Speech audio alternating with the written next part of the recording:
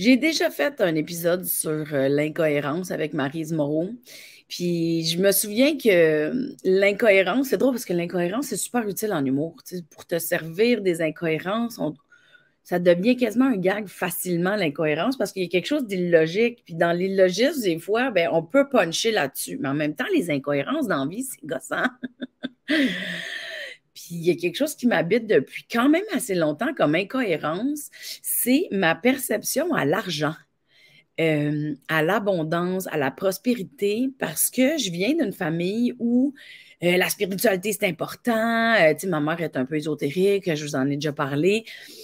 Puis pour moi, la spiritualité, ma relation avec moi-même, de l'intérieur, mes croyances, mon système là, pour générer comme l'espoir, la foi, tout ça. Moi, je suis toujours un peu en train d'observer puis apprendre comment ça fonctionne, tout ça. Pour moi, la spiritualité, c'est un gros mot qui n'est pas encore super clair, mais je suis en processus, là, ça va finir par arriver.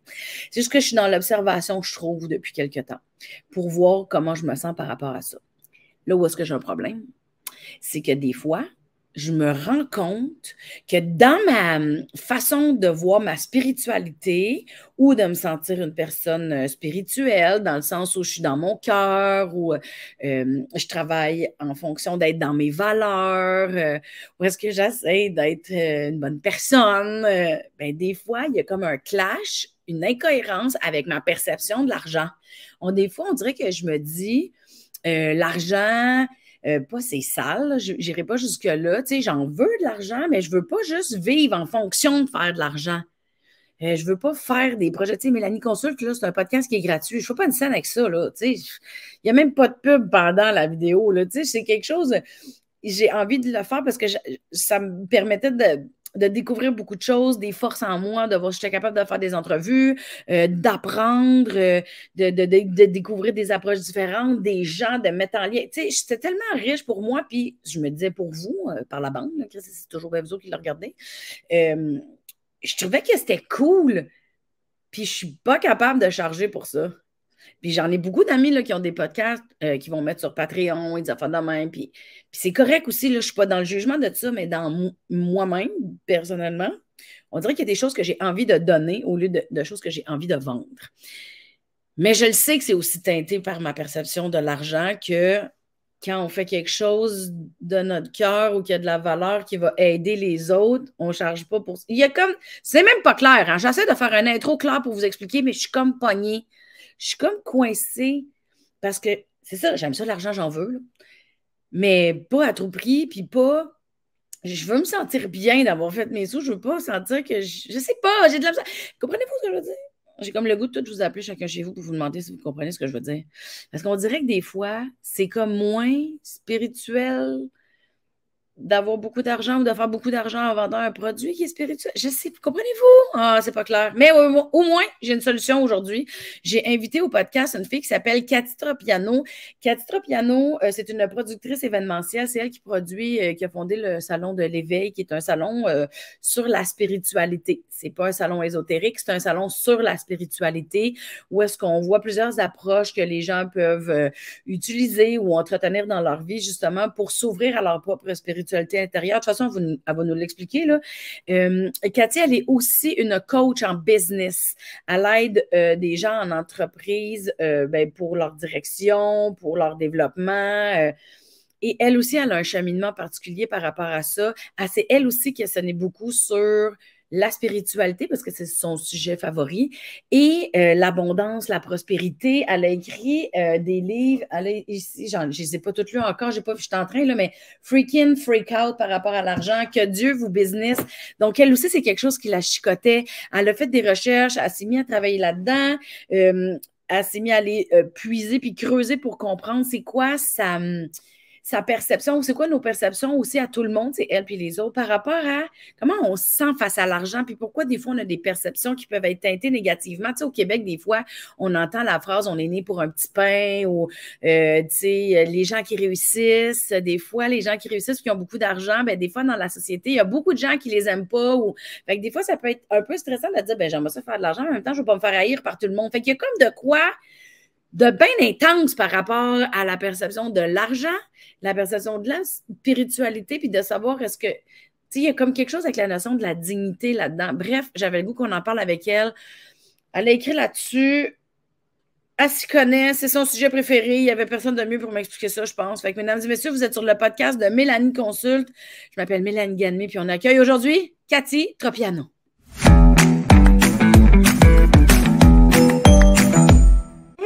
Merci pour ce bel accueil, là. Quelle introduction! C'est une longue introduction, mais merci de ta patience et à tout le monde. C'est que c'est difficile de nommer ça. Je suis tellement contente que tu en as parlé ainsi. Si tu n'as pas idée combien de personnes ressentent exactement ce que tu as partagé. Il y a cette ambiguïté avec la spiritualité et la prospérité, puis moi, j'en ai fait mon cheval de bataille. Ben, tu vois, le mot ambiguïté, j'aurais pu m'en servir, merci. C'est que ça devient... C'est que c'est délicat. Moi, ça m'amène dans une zone où est-ce que je me sens super vulnérable parce qu'il y a une partie de moi qui s'en veut de penser ça comme ça. Parce que je me dis, voyons, l'argent, c'est de l'énergie, là, ça n'a pas rapport. Mais il y a une partie... Tu sais, des fois, je me demande si c'est mon judéo-chrétien qui fait ça. Puis c'est pas quelque chose que je parle, hein. Je parle pas de ça avec grand monde, là. C'est pas un sujet que, tu sais... Mais c'est vrai qu'il y a de quoi de délicat avec l'argent. Fait que là, j'arrête de parler, puis c'est à ton tour, là. Parle-moi. Je vais te dire, moi, là, je pensais pas qu'il y avait un problème avec ça, parce que dans mon monde corpo, j'ai travaillé pendant 22 ans en comptabilité, puis quand on travaille en corporatif, faire de l'argent, c'est quand même quelque chose qui est OK. Je te dis pas que c'est super bien vu, mais c'est OK de vouloir faire de l'argent. Puis quand j'ai lancé le Salon de l'éveil en 2015, ça a été un véritable succès dès la première édition. Mais je te dirais que ça a pris vraiment son envol. Là, le grand engouement est arrivé en 2017 quand le salon a été reconnu comme étant le plus important salon en santé, mieux-être, développement personnel en Amérique du Nord. Fait que là, le salon a pris vraiment une grande ampleur. Okay. C'est là qu'on m'a confrontée en me disant tu peux pas faire un salon sur la spiritualité puis faire de l'argent. Ah, c'est ça. Et là, le mur m'a frappé, que j'ai frappé le mur de plein fouet. Puis là, je remettais en question comment ça se fait que c'est mauvais de faire l'argent alors que je sais que je propage du bien pour tous ces gens-là qui viennent. Le crédit que c'est moi qui fais ça, mais je veux dire que c'est moi qui ai mis en place cet événement-là. Puis nous, ce qu'on fait, c'est on propage le bien. Comment ça se fait que j'ai pas le droit que ce soit prospère? Ben, c'est comme je disais, il faut que je fasse un travail parce que moi aussi, on enseigne ce qu'on est venu apprendre. Puis moi aussi, j'avais des croyances limitantes. Moi, si vous ne le savez pas de mon nom, Tropiano, je suis italienne. Puis moi, là, toi, tu dis, on est né pour un petit pain. Moi, la phrase que j'entendais tout le temps de quand j'étais jeune, c'est « Ah, s'ils ont de l'argent, c'est parce qu'ils sont dans ma mafia. » Puis moi, là, les enseignements que mes parents m'avaient légués, là, les valeurs que mes parents m'avaient léguées sont tellement loin de ceux des mafieux. Là. Je me disais, hey, est-ce que moi, je peux arriver à faire de l'argent puis à faire ça correctement? C'est fou parce que, mettons, là, ce que tu es en train de me dire, c'est que d'une culture à l'autre, la croyance qu'il ne faut pas faire de l'argent, elle est pareille. Elle est pareille, elle est pareille. Peu importe, tu sais, c'est... Puis en plus, rattaché à la spiritualité, parce que pour moi, mettons, moi, des fois, mon aussi en bas. D'accord. Elle était d'accord avec nous autres, au moins, c'était avec nous. Non, mais même, c'est vrai que quand on fait quelque chose de bien, on dirait que c'est comme gênant de charger pour ça. Mais c'est weird, là, ça, là. Parce que ça reste que c'est un service, puis que c'est travaillé, puis que c'est, tu sais.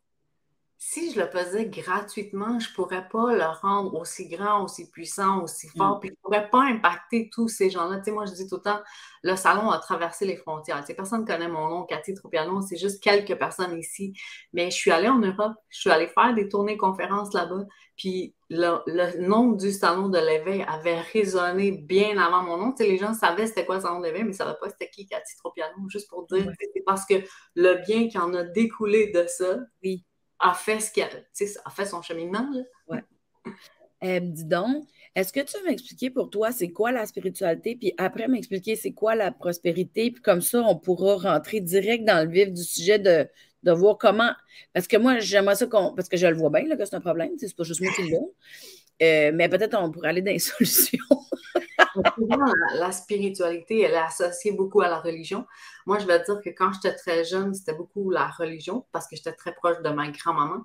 Mais en grandissant, j'ai détaché la religion de la spiritualité. Puis moi, ma spiritualité, ma définition à moi, c'est connexion avec plus grand que soi. Tu sais. Savoir que je fais quelque chose, mais qu'il y a plus grand qui opère en arrière-plan. Tu sais, qu'il y a une intelligence qui fonctionne en arrière-plan, puis que moi, je suis connectée à cette grandiosité. Fait que pour moi, c'est ça la spiritualité. Attends, j'ai une question pour toi. Est-ce que ça se peut que la spiritualité, chaque personne a une définition différente? Mais oui, c'est très, très, très. En fait, je vous invite à avoir votre propre définition. Tu sais, même moi, je dis, j'utilise la prière. C'est quelque chose que je me suis servi toute ma vie. Mais pendant une longue période de ma vie, j'ai prié Dieu, j'ai prié Jésus, la Vierge Marie, puis après, j'ai prié tout court. Prier, c'est une forme de méditation, c'est une forme de connexion à soi. Pour moi, la prière, maintenant, elle est dissociée de la religion, tu comprends? Tu vois, moi, si j'essaie de l'expliquer le plus simplement possible, pour moi, la spiritualité, ma définition, c'est ma relation avec moi-même, puis ma conscience de qui je suis, puis de qu'est-ce que j'apporte dans le monde ou qu'est-ce que j'ai le goût de créer. Je suis absolument d'accord avec toi aussi. Le Dieu ou la partie divine est aussi en nous. Fait que quand tu dis je connecte avec moi-même, si je connecte avec la partie divine de moi. Là. Ouais, c'est ça, mais c'est ça. C'est parce que moi, tu sais, moi, tout ce qui est divin, j'ai de la misère avec ces affaires-là. C'est correct. Il n'y a pas de bon, il n'y a pas de mauvais. Je ne prétends pas connaître, tu sais, j'ai pas la science infuse, je ne connais pas la vérité absolue, puis qui la connaît vraiment? Non, non, c'est ça. Mais je comprends que c'est une notion d'espoir, de foi. Je comprends que c'est une notion de croyance. Puis, tu sais, moi, je pense que tout le monde a le droit de croire qu'est-ce qu'il veut. J'ai aucun problème avec ça. Mais ces trois thèmes-là, même que tu as dit en introduction, là, ça me rejoint beaucoup. La foi, la croyance, puis la troisième, c'est l'espoir. Voilà. Ben, c'est ça, mais tu sais, mettons, moi, ma mère est décédée, tu sais, moi, j'ai la croyance qu'il y a quelque chose après, peu importe si les gens embarquent ou pas là-dedans, ça n'a pas d'importance. Moi, si j'ai le goût de dire à ma mère que je m'ennuie puis que je pense à elle, ben, pour moi, je me sens connectée à moi-même dans ma spiritualité, ma connexion, mon énergie, tu sais. Mais le divin, c'est trop un gros sujet pour moi. D'accord. Mais je comprends. Je comprends, puis je ne juge pas ça. C'est que moi, pour moi, ça m'amène trop dans le judéo-chrétien, on dirait. J'ai peut-être pas encore fait le cheminement de détacher les affaires. Chacun notre rythme. C'est ça, chacun a son rythme pour chacun de ses affaires. Puis, puis la prospérité. Pour moi, c'est pas juste l'argent. Ça englobe l'argent, évidemment. Ouais. Mais être prospère, pour moi, c'est réussir à avoir tout ce que l'on désire. Tu sais, quand on parle d'abondance, souvent, c'est associé à l'argent. Mais moi, si je dis j'ai abondance de temps, si j'ai abondance de passer du temps avec mes enfants, avec ma famille, voyager, pour moi, ça, c'est une richesse incroyable. Je ne vais pas dire plus que l'argent, mais comme l'argent. Tu sais, l'argent, ça fait partie de prospérité. Il y a argent dedans, mais il y a temps, il y a valeur, il y a famille. Ça dépend de chacun de nos valeurs. Mais prospérité, c'est réussir à faire ce que nous, on désire faire, puis pas juste pour nous-mêmes. Moi, c'est très important que ça ait un impact dans le monde. C'est ma phrase préférée, ma phrase fétiche, c'est que chacun de nos gestes résonne dans l'univers. Fait que quel geste, moi, je peux poser aujourd'hui qui va créer de la gratitude chez quelqu'un d'autre, qui va faire en sorte que cette personne-là va faire mettons, l'effet papillon ou le ripple effect en anglais, on en entend souvent parler. Donc, qu'est-ce que je peux faire pour moi, mais qui contribue à plus grand? Ouais. Ouais. C'est vrai, des fois, je me demande si la majorité des gens ont cette réflexion-là. Je peux dire que beaucoup de gens pensent que prospérité, c'est égal argent.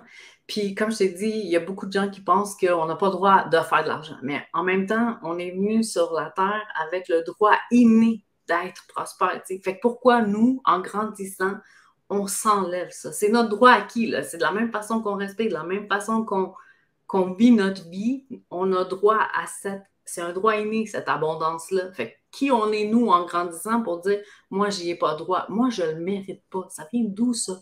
Moi, je le mérite pas. Comment ça, toi, tu le mérites pas? On a tous droit. Tu sais, le monde est abondance. C'est drôle parce que je me rappelle quand je suis passée de salarié à travailleur autonome. Oui. j'étais pas capable d'arrêter de travailler. Fait que j'étais pas capable d'avoir l'abondance de temps. euh, Parce que je me disais, crème, je suis pas en train de travailler, je suis pas en train de subvenir à mes besoins. Puis, tu sais, quand tu passes de salarié, c'est comme sécuritaire, là. Puis là, quand tu arrives travailleur autonome, c'est comme, holy shit, tu sais, si je vais pas faire de choses, si j'écris pas de numéro. Fait que là, j'étais même pas capable de prendre de vacances. J'étais pas capable, au début, là, j'étais pas capable de prendre de temps. Pour moi, il a fallu que j'apprenne à me donner le droit à la prospérité du temps.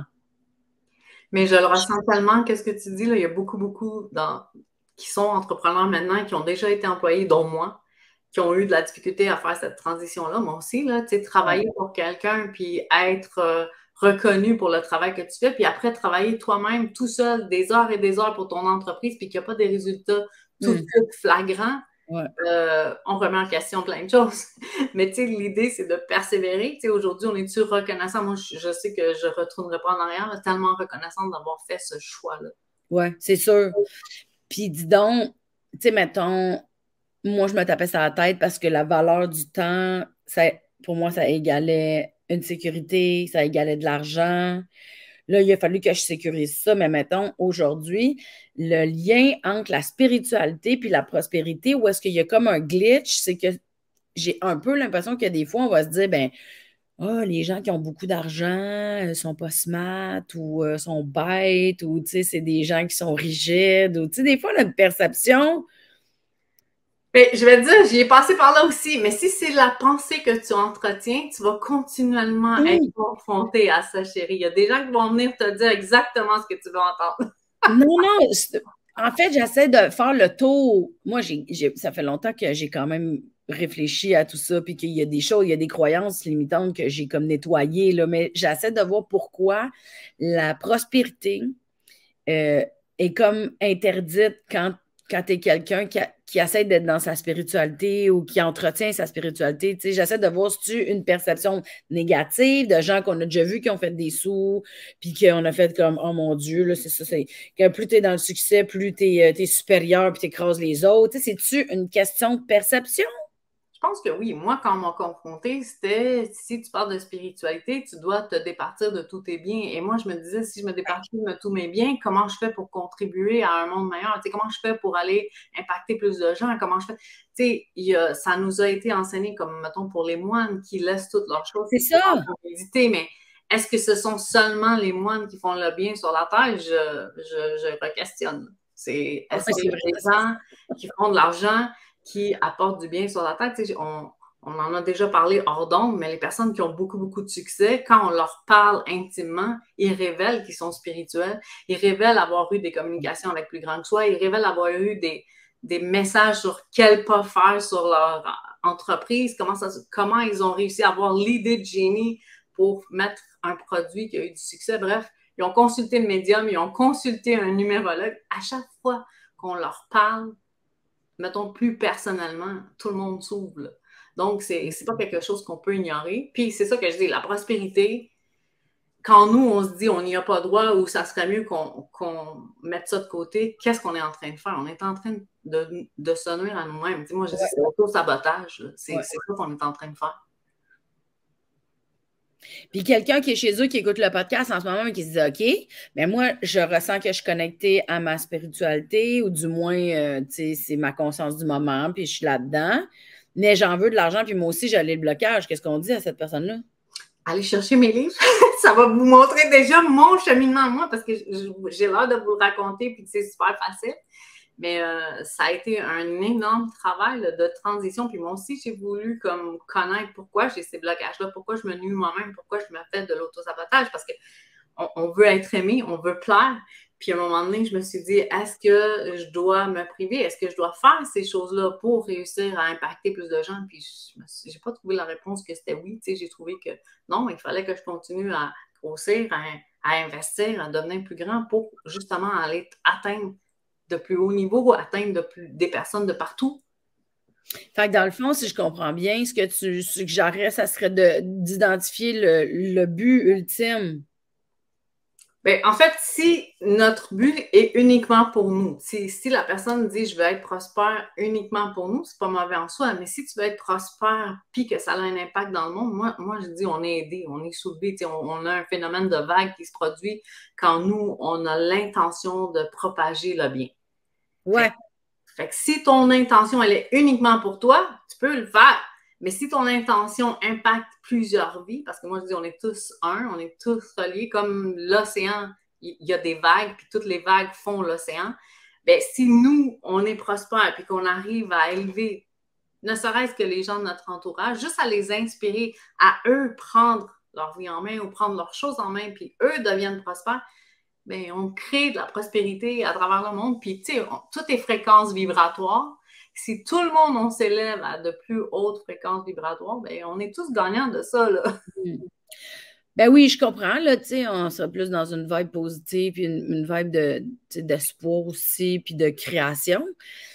Mais je reviens au problème de base. C'est sûr qu'il y a un travail d'introspection, OK? Quelles sont les croyances que tu as achetées? Puis que tu as pris, tu sais, parce que peut-être qu'elles t'ont servi à un moment de ta vie. Peut-être que ça t'a protégé à un moment donné dans ta vie, mais est-ce qu'elles te servent encore? Ah, c'est ça.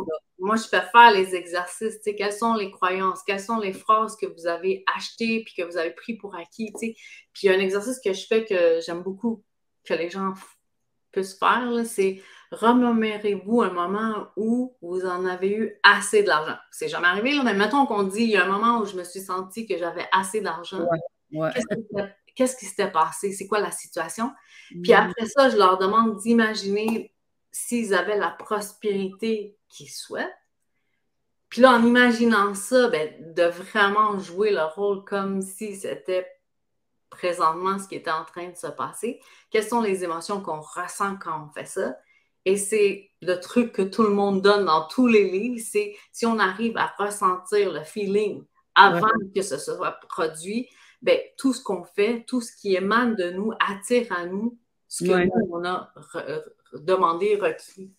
Oui, mais c'est ça, moi, on dirait que je te ramène tout le temps plus à la base parce que des fois, je trouve que ça devient plus concret quand on comprend, tu sais, donc, si je comprends bien, de faire un exercice de conscience de c'est quoi notre relation avec l'argent, quelle est notre perception de l'argent, c'est quoi les phrases qu'on a achetées, on est né pour un petit pain, ou c'est ça, les gens qui ont de l'argent sont bêtes, ou tu sais, il y en a on en a des fausses croyances de même là, qu'on a entendu d'un film dans nos familles, des parents, on sait bien, elle, depuis qu'elle a de l'argent, elle est rendue de même. Tu sais, on a entendu ces phrases-là dans notre enfance, ou tu sais, dans un party de famille, ou tu sais, ça ne sort pas de nulle part là, qu'on a fait des associations puis qu'on s'est créé des croyances en disant ah, OK, mes parents ils disaient que quand les voisins ils ont gagné à l'auto, ils sont devenus vraiment pas le fun, puis ils sont partis. Tu sais, fait, ça a été construit. Oui. Mais ça a été construit parce que c'est des phrases qui ont été dites, même s'ils étaient légères ou que c'était juste ah, c'est bien, ça ne veut pas dire que c'était quelque chose pour faire du mal aux autres là, que ça a été dit, mais c'était comme dans la perception, puis ça peut être dans une perception collective, là, de dire que les gens changent par rapport à l'argent ou que, tu sais, parce que je me dis, si on s'est créé des fausses croyances avec ça, c'est ça a été nourri en quelque part par quelque chose, c'est que c'est à nous de devenir conscient de qu'est-ce qu'on a acheté comme idée, puis de voir si on en a encore. La phrase magique, c'est à nous de devenir conscients, tu sais. Qu'est-ce qui arrive avec la plupart des gens que j'accompagne, parce que j'accompagne des entrepreneurs à allier leur spiritualité avec leur prospérité, souvent, ces phrases-là ont été des croyances limitantes qu'elles ont acquises, mais qu'elles n'ont jamais re-questionnées. Moi, je pose la question simplement, ça n'a pas rapport, mais mettons, là, on t'a dit qu'on a 7 jours dans une semaine, puis on t'a dit que c'est lundi, mardi, mercredi, jeudi, vendredi, samedi, dimanche. Est-ce que tu n'as jamais re-questionné ça? Jamais. On te l'a dit, tu l'as cru, puis toute ta vie, tu as fait il y a 7 jours dans une semaine. Fait que ces personnes-là qui ont entendu ces phrases-là de quand elles sont enfants, c'est quelque chose qui joue souvent dans le subconscient, puis qu'on n'a jamais re-questionné. On nous a dit qu'on est né pour un petit pain, que l'argent, ça ne pousse pas dans les arbres, que ceux qui font de l'argent sont dans la mafia. Puis j'en ai plein d'exemples dans mon livre. Oui. Si on s'assoit puis on conscientise que cette phrase-là m'empêche de faire plus de ventes aujourd'hui, m'empêche d'être l'entrepreneur prospère, est-ce que je peux re-questionner cette phrase-là puis la déconstruire? C'est ça. Fait que la première étape, c'est de devenir conscient de qu'est-ce qu'on a acheté comme idée, puis de voir c'est quoi notre relation avec la prospérité ou avec l'argent.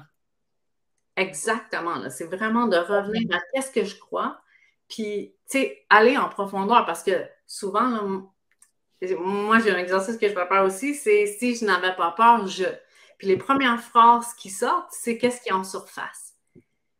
Mais après, quand on repose la même question comme 4, 5 fois, 6 fois, ben si je n'avais pas peur, puis là, ça sort, mettons, je le ferais parce que j'aurais pas peur de décevoir mon père. Mais au début, la première phrase qui est sortie, c'est si j'aurais pas peur, j'investirais l'argent, puis je louerais une salle, puis je ferais une conférence. Admettons, c'est un exemple banal. Ouais. Et quand on repose plusieurs fois la même question, puis qu'on va en profondeur, on réalise que, c'est là, c'est une personne qu'on ne peut pas décevoir, c'est une critique qu'on ne peut pas recevoir d'un voisin, d'une personne qui nous est chère, d'une personne que son opinion nous importe beaucoup. D'aller voir pourquoi ouais. cette croyance-là, puis pas juste en surface, d'aller vraiment dans les profondeurs de l'iceberg. Ouais. Parce que dans le fond, c'est ça. La première étape, c'est de devenir conscient de ce qu'on a acheté comme idée. La deuxième étape, c'est d'identifier c'est quoi les peurs par rapport à ça. Exactement. Est-ce que tu as peur de l'échec ou est-ce que tu as peur du succès? Et avec toutes les personnes avec qui j'ai travaillé, là, j'ai été surprise d'apprendre que beaucoup d'entrepreneurs ont peur du succès. Oui. Ben oui, mais ça vient aussi en lien, je pense que c'est attaché, la peur du succès est aussi attachée à la peur de la spiritualité en lien avec la prospérité. Exactement. Qu'est-ce que les gens vont dire? Comment les gens vont me percevoir? Est-ce que je vais décevoir des personnes? Mais si le succès, c'est quelque chose que vous désirez profondément, comment vous pouvez l'atteindre si c'est déjà quelque chose qui est bloqué en vous? Je vais donner un exemple aussi. Ouais. J'ai une étudiante que j'ai accompagnée, puis elle racontait que quand elle était petite, elles étaient 2 sœurs, puis ils faisaient de la bicyclette ensemble, puis le papa les encourageait tout le temps, puis à chaque fois qu'ils faisaient la course, ben, mon étudiante était la gagnante, c'était tout le temps elle qui arrivait la première. Puis à un moment donné, son père lui a dit « Ça serait cool que tu laisses ta sœur gagner. » Mais son père, là, il n'a pas été méchant en disant ça, c'était il voulait faire que sa petite sœur soit plus contente. Mais elle a associé cette phrase-là au fait « C'est pas bon que je sois gagnante. » Fait qu'elle, elle se retrouve entrepreneur comme plusieurs années plus tard. Puis ça a pris beaucoup de temps avant qu'on décortique que sa peur du succès partait de ça. C'est fou quand même à quel point les croyances limitantes, ça peut être un caillou, là. Ça peut être un million. Ça va avoir un gros impact. Anodin. Tu sais, c'était un événement anodin qui devait être quelque chose de tout cute puis qui a impacté sa vie pendant des années, là. Ouais, c'est ça. Parce que quand t'es gagnante, tu fais de la peine à ta sœur. Quand t'es gagnante, tu sais, ça met dans une position. Si moi, je me permets d'être numéro 1, qui je mets dans l'ombre? Mais quand même, mais mettons, là, je cherche pas le trouble, là, mais mettons, si je suis numéro 1, qui je mets dans l'ombre? Moi, je suis pas thérapeute non plus, là. Je veux pas non plus qu'on pense que j'ai les... Encore une fois, j'ai pas les réponses infuses et j'ai pas... Mais cette personne-là, ça l'a défait une croyance qui est incroyable, puis ça l'a fait un déblocage, puis on l'a fait cette réalisation ensemble. Puis tu imagines, elle toute seule, elle n'aurait pas pu décortiquer jusque-là. Ouais. Non, je comprends.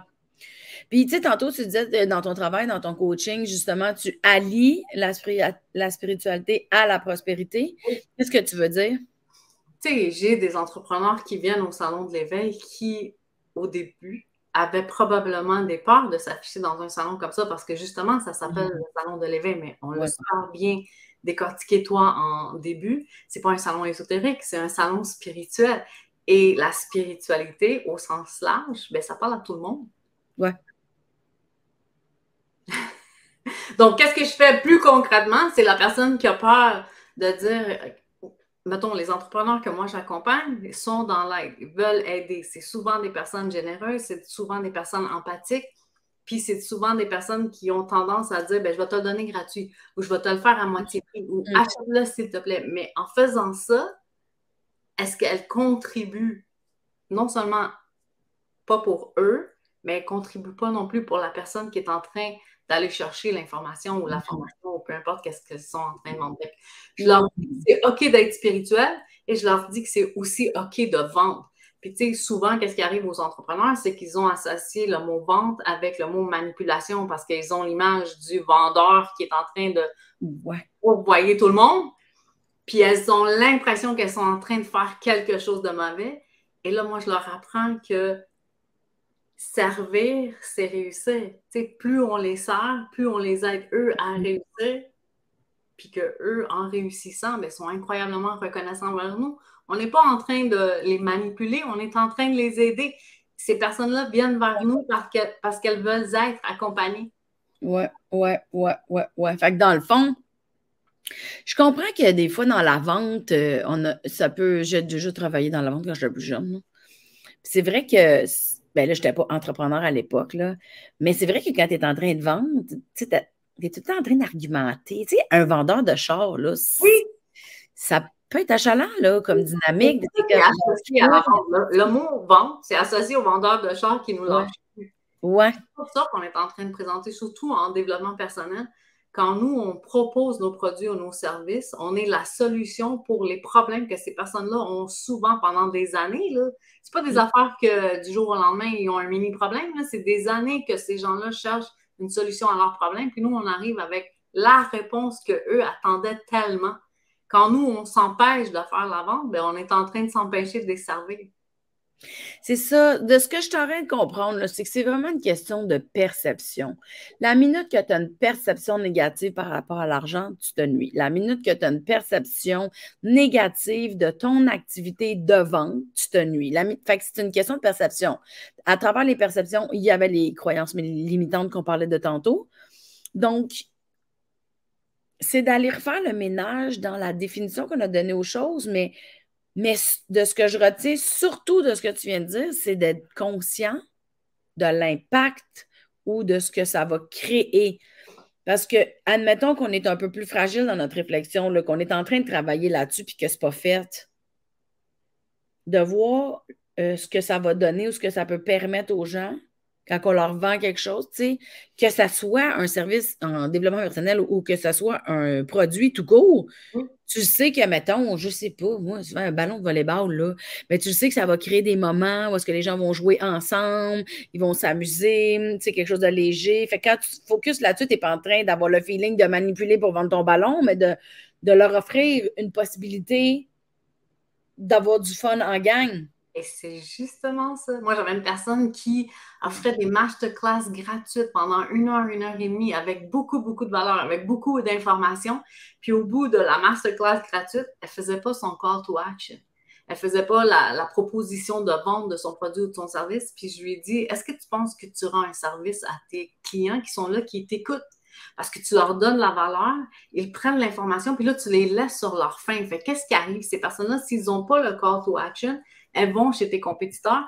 Puis, je ne crois pas à la compétition, mais je me dis, est-ce que ton compétiteur va mieux servir tes clients que toi qui les as nourris tout ce temps-là? Ouais. Quand elle a fait cette réalisation-là, je peux te dire que son coaching était assez rempli, merci. Ouais. Pas parce que encore là, juste ta fréquence vibratoire, ce qui émane de toi, quand tu comprends ça, il y a quelque chose de plus grand qui opère en arrière-plan. La personne n'est pas devenue vendeuse du jour au lendemain. La personne, elle a magnétisé ses clients juste parce qu'elle avait changé sa façon de voir. C'est fou comment ça me dérange comme conversation. Il y a tellement d'affaires. Mélanie, elle m'aimera plus. Non, parce qu'il y a beaucoup d'affaires qui me popent là, pendant que tu parles. C'est fou comment ça me dérange. Parce que tu vois, moi, mon podcast, il est gratuit. Oui. Je ne voyais pas pourquoi je ferais payer les gens pour ça, dans le sens où moi, j'apprenais des choses, puis je trouvais que c'était utile de le partager, OK? C'est correct de donner des choses gratuites, mais là, oui. Quand tu donnes que du gratuit. Non, je comprends. Mais tu sais, mes billets de choses sont pas chers. Tu sais, je suis pas quelqu'un. Puis tu sais, même, c'est rare. Tu sais, j'essaie de le faire, là, mais je suis pas tant cool que ça. Là. Je suis pas tant allumée là-dessus, mais tu sais, de dire aux gens, abonnez-vous à ma chaîne, partagez. Tu sais, des fois, je suis comme, j'ai pas le goût de gosser. Tu sais, si ils ont aimé ça, puis ils ont le goût de le partager, ils vont le faire. Ils savent comment ça marche, la vie. Tu sais, on dirait qu'il y a une partie de moi qui est comme... Mais en même temps, je comprends que le call to action, il n'est pas là pour gosser, il est là pour rappeler. Mais il y a 2 secondes, j'avais la perception que le call to action, il est gossant. Mais là, tu viens de me faire déclencher que... Fais-le parce que les gens l'attendent. Tu sais, la personne qui a écouté ton podcast pendant 1 heure et demie, et que tu lui dis pas abonne-toi à ma chaîne, puis si tu as eu des services par rapport à ce podcast-là, repartage-le. Mais peut-être qu'elle le fait, mais parce qu'on est tellement sollicité par 1 million de distractions ben, on n'y pense plus. Mais on l'a aimé, ton podcast. Fait que fais juste le dire, puis sois surprise de tout ce que ça peut t'apporter. Hey, même en show, tu sais, même en... ça me gosse comme conversation, là. Mais en même temps, c'est ça, c'est pour ça que je te consulte, là, c'est pour faire des déclics, là, tu sais, puis peut-être que ça aide d'autres gens aussi. Devenir des vendeurs du jour au lendemain. Moi aussi, je ne suis pas celle qui propose la vente à chacune des interactions, mais moi, mes billets ne sont pas chers. Là. Venir au Salon de l'éveil, c'est 15 pour la journée pour avoir accès à 8 conférences dans ta journée. D'habitude, c'est 40 par conférence. Juste là, il faut donner, mais il faut aussi dire de l'eau pour pouvoir être prospère. Puis c'est ce que je voulais dire. Je voulais dire, je ne transforme pas toutes les personnes que j'accompagne en vendeurs. C'est pas du tout ça. Qu'est-ce que je fais? Je change vraiment leur vibration. Puis les clients sont surprises de voir comment ils magnétisent. Parce que quand ta vibration, elle a changé, si toi, tu te dis, je veux pas vendre, je veux pas vendre, je veux pas vendre, puis que tu es en train de donner ta masterclass, puis qu'à la fin, tu es en train de vendre, c'est ça qui passe à travers les gens. Non, c'est ça. Mais ça revient à la perception, puis aux croyances limitantes, aux croyances qu'on a comme mis ensemble. Tu sais, pour moi, le call to action peut être comme gossant, mais je comprends qu'un call to action, c'est un rappel. Puis, tu sais, si le rappel te tape ses nerfs, tu n'as juste à pas l'écouter, tu sais. Mais je comprends, mais c'est ça, je pense que dans mes perceptions, le dosage n'est pas clair. Parce que je me dis, tant qu'à être j'aime mieux pas le faire. Mais c'est drôle parce que les personnes qui écoutent ton podcast, surtout pendant 1 heure de temps, elles sont de ton bord, tu comprends? Fait que quand tu leur dis, ils sont pas against you, ils sont pas contre toi, tu sais. Fait que quand tu leur dis partager, ça va de toi, tu leur as dit de partager, fait qu'elles sont déjà dans ton camp. Même en conférence, tu sais, quelqu'un qui est sur la scène, les personnes qui sont dans l'audience, à moins que tu les insultes en arrivant sur la scène, là, elles sont de ton bord. Elles veulent que tu réussisses. Fait que quand toi, tu fais ton call to action, venez faire un tour sur mon site web sans dire achetez absolument mon programme. Mais si tu les as inspirés, si tu les as motivés, c'est un automatique. Tu les as magnétisés. Ouais, mais c'est ça, la force des croyances me fascine. Ça me fascine à quel point ça joue sur ce qu'on émane comme énergie, ça joue sur qu'est-ce qu'on se permet pas, ça joue sur comment on va créer les situations autour de nous, comment, même si on le voit pas, je trouve que ça joue beaucoup sur l'invisible de tout ça. Que tu crois à pas oser, on s'en calisse un peu, ça n'a pas d'importance que tu crois ça ou pas. Crème, si moi je pars en quelque part avec l'idée de je ne vais pas faire trop de call to action, ça va être gossant, ben que je l'ai dit ou que je ne l'ai pas dit, ça fait partie de moi, puis c'est moi qui parle. C'est sûr que ça sort en quelque part, là. Moi, je donne l'exemple. Imagine que tu pars de ta maison puis que tu t'en vas au dépanneur puis que tout le long que tu vas au dépanneur, tu le fais de mauvaise humeur en bougonnant, en disant des mauvaises pensées. Ben, regarde la réaction des gens autour de toi puis refais le même chemin, mais en chantant.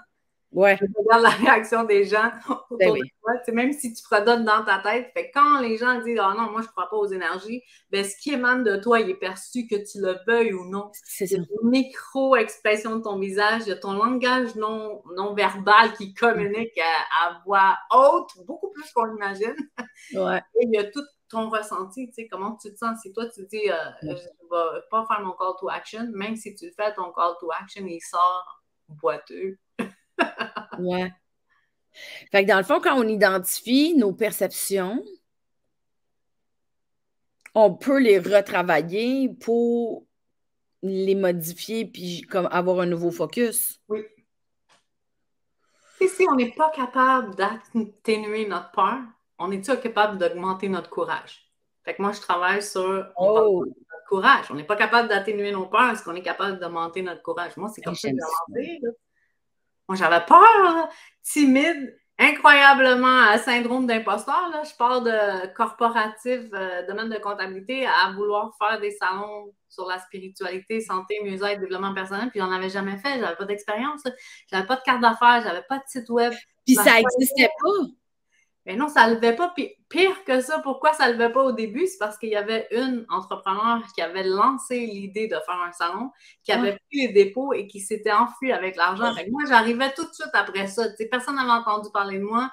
Googlait mon nom, ça sortait nulle part. Tu sais, elle va faire la même chose que l'autre. Puis c'était tellement pas ça, là. Je l'ai su comme après, puis j'étais là, j'ai ragé, là. Ah ouais, je comprends. Fait qu'il y en avait déjà eu un avant. Qui avait pris l'argent, qui n'avait pas fait l'événement, puis qui n'avait pas remboursé les gens. En tout cas, elle n'avait pas de problème avec sa spiritualité puis le cash. Mais en tout cas, elle n'a pas le karma. Tu sais, moi, je dis beaucoup, le karma, ça existe. Là. Si tu fais le bien, ça te revient. Mais ça va aussi dans l'autre sens. Et si tu fais le mal, ça te revient aussi. Là. Ouais. Puis avec les entrepreneurs que toi, t'accompagnes, c'est quelque chose qui s'atténue, c'est quelque chose qui peut même être libéré, les fausses croyances par rapport à l'argent, puis la peur d'être moins spirituel si on va vers la prospérité, c'est quelque chose qui se transforme? Tellement, tu sais, j'ai vu des personnes qui ont rempli leur calendrier, j'ai vu des personnes qui ont augmenté leur chiffre d'affaires considérablement. Tu sais, moi, l'accompagnement, c'est 8 semaines. Mais il y en a qui, tu sais, il y en a qui avancent moins rapidement. Il y a aussi ça, tu sais, il y a des personnes qui veulent conscientiser, veulent comprendre, mais ne sont pas encore prêts. Puis moi, je suis la première à ne pas juger personne. Moi, ça m'a pris des années avant de me dévoiler comme spirituelle, tu sais. Moi, je ne voulais pas que ça se sache, là. Moi, j'étais experte dans le paraître. J'avais une façade, là, puis les personnes qui étaient plus près de moi, il y en a qui ignoraient beaucoup de choses de moi là, que je ne disais pas. Là. Je me disais qu'est-ce qu'ils vont penser, qu'est-ce qu'ils vont dire. Puis en fin de compte, je me suis rendu compte que je me reconnaissais plus moi-même. C'est grave, là, quand tu dis je suis tellement en train d'être dans le paraître que moi-même, je me reconnais plus. Hey, est-ce que je peux revenir à la personne que j'ai toujours su être? Parce que je l'ai su en dedans de moi là, depuis que j'étais petite que je devais faire de grandes choses, mais c'était pas dans mon métro, boulot, dodo que j'allais faire de grandes choses, là. Ouais. Ouais, je comprends. Je comprends. La spiritualité n'est pas dans l'équation métro, boulot, dodo. Elle est pas là. Non, c'est ça. Mais c'est vrai que, tu sais, dans la société, je trouve que les choses changent beaucoup, là. Tu sais, en ce moment, tu vois sur Instagram, puis, tu sais, les réseaux sociaux, là, il y a une grosse mode de spiritualité, de conscience, d'ésotérisme. Tu sais, c'est de plus en plus affiché, c'est de plus en plus vu, c'est de plus en plus, tu sais, aux États-Unis, tu sais, c'est rendu, tu sais, Brené Brown, elle a un special sur Netflix où est-ce qu'elle te décortique tes émotions, la différence entre la honte, le courage, la vulnérabilité, où est-ce que les gens, on peut de plus en plus avoir un vocabulaire précis sur comment on se sent pour qu'on puisse s'accepter dans ce qu'on ressent. Tu sais, pour moi, ce qu'on ressent, ça fait partie de la spiritualité, de comme notre relation à nous-mêmes. Mais avant, c'était pas nommé. Fait qu'avant, c'était super comme gênant puis épeurant de dire moi je triple là-dessus. Crée, moi, ça fait pas si longtemps là, que c'est mon podcast, ça existe depuis quoi, 3 ans? Puis au début, j'étais comme est-ce que tout le monde va me juger parce que je démontre cette facette-là? Tu sais, il a fallu que j'aille consulter avant de faire mon podcast. Mais une consulte, il faut le faire, là, tu sais. Oh, wow! Oui. Mais c'est bien que tu parles de Brené Brown parce qu'elle aussi, tu sais, c'est une scientifique recherchiste reconnue. Puis elle ouvre une conférence en disant la présentatrice, elle voulait me présenter comme une personne qui va parler de ses émotions de développement personnel. Puis elle a voulu ajuster le mot recherchiste qui va vous parler de développement personnel. Puis la présentatrice a dit there's no such thing. Je ne vais pas te présenter comme ça. Puis elle l'acceptait même pas. Fait que, juste pour te dire, mais elle avait peur du jugement, mais elle avait peur de ce qu'ils vont faire. Qu'est-ce que les gens vont dire? Puis Joe Dispenza aussi, tu sais, Joe Dispenza, docteur reconnu mondialement. Ouais. Il avait peur de ce que ses collègues allaient dire. Puis aujourd'hui, il parle de spiritualité, puis sans barrière, sans limite. Oui, c'est ça. C'est ça, mais ça reste aussi un problème de perception, tu sais. En même temps, si tu n'as jamais été sensibilisé à ça, aussi, tu sais, le métro, boulot, dodo, ça fait partie, tu sais, de ton mode de survie. Si tu es constamment en survie, c'est un autre game aussi, là. Il y a des gens qui sont heureux là-dedans. Moi, tu sais, il y a des gens qui ne savent pas ce qu'ils n'ont pas. Tu ne sais pas ce que tu n'as pas tant que tu ne sont pas conscients. C'est correct. Il y en a qui ne veulent pas aller au-delà de ça, puis c'est correct aussi. C'est juste ceux qui ont envie de meaning, ceux qui ont envie de trouver le sens, ceux qui ont envie de léguer, ceux qui ont envie de créer un impact, c'est sûr qu'il faut qu'ils creusent un peu plus. Ouais, je comprends. Mais il y a aussi le fait que c'est une réalité. Quand tu te mets à trouver du sens, à creuser un peu plus, à comprendre quel genre d'impact tu as le goût d'avoir, les estis de fausses croyances puis de croyances limitantes par rapport à la prospérité, ils popent vite. Je suis d'accord avec toi. Sauf que entoure-toi. Entoure-toi des personnes qui ont des conversations qui vont dans le même sens que toi. Parce que sinon, c'est facile de rester dans tes croyances limitantes si tu t'entoures de personnes qui ont des croyances limitantes aussi. Tu sais. Ouais. Regarde ceux qui ont déjà atteint les paliers que toi, tu veux atteindre. Ou regarde les gens que toi, tu dis, eux, ils m'inspirent. Puis comment je fais pour être un peu plus comme ces personnes-là. Ouais. OK, fait qu'attends un peu. Là, je vais essayer de résumer un peu notre affaire. Là. Moi, j'ai des personnes très près de moi qui ne veulent rien savoir de ça, là, puis je sais que je ne peux pas avoir ces conversations-là avec ces personnes-là, puis c'est correct. Ils leur manquent rien, ils sont heureux dans ce qu'ils font, puis c'est correct aussi. Non, mais je comprends que c'est super confrontant, là, tu sais. Moi, je sais qu'il y a du monde avec qui je n'ouvrirai pas cette porte-là de « Hey, salut », tu sais. Moi, j'essaie d'être dans la conscience, de faire des choses qui font du sens, de sentir que j'ai un impact, de laisser un héritage qui, pour moi, est intéressant et a de la valeur. Puis des fois, je me dis, quand je me concentre là-dessus, tu sais, par rapport à l'argent, j'ai comme, tu sais, je suis pas capable d'avoir cette conversation-là avec tout le monde, là. Je suis pas capable. Tu sais, je l'ai avec toi parce que je sais que c'est ton sujet préféré. Moi non plus. Mais je me dis, tu sais, on n'est pas les seuls qui se questionnent là-dessus puis qui vivent ça. Là, je suis sûre qu'il y a plein de monde qui vivent ça, de pogner tout seul à l'intérieur d'eux, puis peut-être ça va faire du bien à des gens de dire, ah, OK, je suis pas seule de vivre ça non plus. Mais ce que je trouve intéressant, c'est que le but, c'est pas juste de faire des étapes, mais c'est que mon cerveau, il fonctionne en étapes. Là. Fait que, mettons, la première chose à faire, c'est de réaliser ou de devenir conscient de c'est quoi la relation avec l'argent ou la prospérité. Oui. De devenir conscient de c'est quoi les peurs qui viennent avec ça. Oui. Ensuite de ça, si je me souviens bien, tu disais que l'important, ce serait d'aller voir c'est quoi l'impact de qu'est-ce qu'on est en train de faire, qu'est-ce que ça va apporter aux gens. Puis il y a une phrase que tu as dit tantôt que j'ai beaucoup aimée, c'est si je ne suis pas capable d'atténuer mes peurs, est-ce que je suis capable d'augmenter mon courage? Voilà. Moi, je trouve ça simple comme phrase, mais je trouve ça tellement puissant. Parce que des fois, on n'est pas capable de gérer une peur, mais en même temps, on est capable de dire ah, tabarnak, moi, c'est de bord. Il y a comme un qui part, là, c'est celui-là, il est comme excitant, stressant, mais des fois, il donne plus de force, tu sais. C'est pour ça que j'ai réussi à avancer. Je les avais toutes les peurs, je les avais toutes les croyances limitantes. J'étais mon propre pire ennemi. J'en faisais de l'auto-sabotage. J'en parle dans mes livres. Là, experte en auto-sabotage. Ouais. Mais c'est ça, puis de découvrir les croyances limitantes, les croyances qu'on a achetées, tu sais, ça vaut la peine d'aller jouer là-dedans pour voir si on veut les conserver, si c'est encore utile, si ça nous éloigne de l'objectif qu'on a, tu sais. Exactement. Parce que ça nous a sûrement servi. Tu sais, si on les a gardées, c'est parce qu'à un moment donné, elles nous ont protégé, ces croyances-là. Mais aujourd'hui, est-ce qu'elles nous servent encore? Ben, tu sais, j'imagine, je reprends l'exemple de la fille là, qui gagnait tout le temps en vélo, puis que son père disait, laisse donc ta soeur gagner. Tu sais, elle, ça a dû lui être utile. Je donne un exemple, ça ne veut pas dire que c'est ça, mais par rapport à mon papa, il m'aime si je fais ça, au moins ça va m'apporter. Tu sais, je ne déplais pas à papa, je plais à papa. Peut-être que ça, pour elle, tu sais, ça a été utile. Puis à un moment donné, elle est comme bon, mais je suis rendue une adulte maintenant, tu sais, c'est plus la petite fille qui fait du vélo qui veut plaire. C'est ça, c'est plus ma soeur, c'est mon entreprise, c'est mon. C'est ça. C'est ça. Mais c'est pour ça que des fois, la conscience de où est-ce qu'on est rendu, de ce qu'on n'a plus besoin, de c'est quoi ma vérité d'aujourd'hui, tu sais?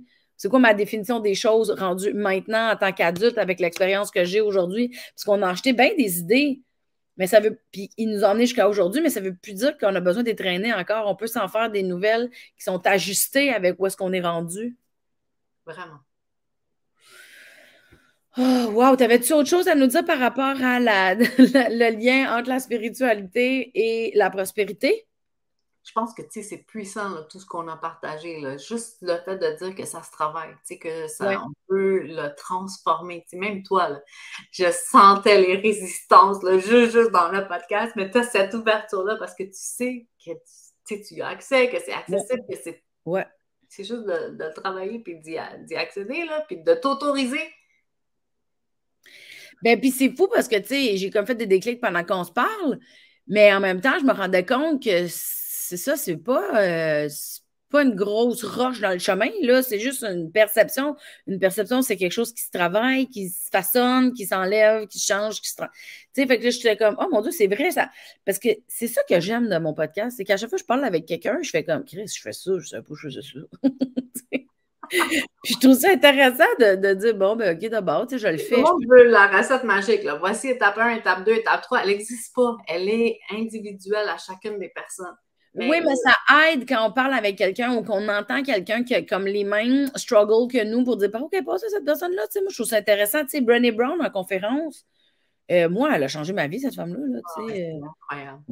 Elle a vraiment eu de gros impacts. Moi, je peux l'écouter souvent, Brené Brown, là, puis comme la même affaire souvent parce que je comprends tout le temps des affaires différentes. Mais je trouve que ça vaut la peine qu'on les nomme, ces choses-là, même si c'est inconfortable. Tu sais. Ça fait de grandes différences pour beaucoup de gens. Ça change des vies, tu l'as dit. Là. Elle a nommé ces choses-là, ça change des vies. C'est pas pour rien qu'elle a tous ces visionnements-là, puis c'est pas pour rien qu'elle est sur Netflix. Ben oui, c'est sûr. C'est sûr. Mais écoute, Cathy, merci d'avoir ouvert la conversation avec moi sur la prospérité. Puis la spiritualité, c'est quelque chose qui est comme toujours un peu présent. Mais là, tu viens de changer certaines perceptions. Puis en plus, là, je comprends un peu plus comment je pourrais m'y prendre. Tu sais, mettons que je suis dans une situation où, là, je le sens que ça remonte, l'espèce de croyances limitantes ou de je devrais peut-être pas. Ben là, je sais que je peux faire wow, minute, c'est quoi ma relation? J'ai peur de quoi? C'est quoi mon objectif? Qu'est-ce que je suis en train de contribuer à? C'est quoi mon focus? Est-ce que je peux atténuer ma peur? Est-ce que je peux augmenter mon courage? Tu sais, là, tu viens de me donner beaucoup d'outils dans mon coffre. Yeah! Je suis tellement contente, là. Je suis tellement ravie. Ah, ben merci, mais en même temps, c'est comme si j'avais comme plein d'idées, puis j'avais même de la misère à faire le début de l'épisode parce que j'étais comme, comment qu'on parle de ça, tu sais? Mais là, je me sens outillée. Là, ça va être à moi d'aller, comme quand je vais vivre quelque chose, de me servir de mes outils. Mais tu sais, je ne savais pas où on s'en allait, puis je ne savais pas qu'est-ce que c'était pour donner, mais je suis contente d'avoir eu la conversation parce que c'est rare qu'on l'a avec des gens, je trouve. C'est tellement cool. Il faut se permettre d'avoir ces conversations-là. Oui, ça fait du bien. Oui, vraiment. Ben, merci beaucoup, Cathy. Si les gens veulent te suivre, je vais mettre les coordonnées sur le podcast, dans le post. On peut te suivre pour le Salon de l'éveil qui s'en vient le 26 et le 27 août prochain. D'ailleurs, je serai conférencière le 26. Merci encore de l'invitation. On peut se procurer tes livres sur ton site web. Je mettrai les informations aussi, les gens qui ont le goût de travailler leur perception face à l'argent. Puis, tu es aussi coach business. Il y a des gens qui veulent te consulter pour avoir du support pour développer leur business tout en se libérant des fausses croyances par rapport à l'argent. Un gros merci. Et là, je vais me payer à la traite. Si cet épisode-là vous aura apporté quelque chose et que vous avez envie de le partager à d'autres, n'hésitez pas. Likez, commentez. Merci pour cette belle invitation. Gros merci. C'était le podcast Mélanie Consulte. Je suis toujours en tournée avec mon deuxième One Woman Show Mix. Je vous attends dans mes salles de spectacle. Vous irez voir l'information sur mon site web mélaniegagné.com. Puis, merci d'être toujours au rendez-vous lors des épisodes. C'est toujours bien apprécié. Soyez heureux, les gens. Bye, Cathy. Merci beaucoup.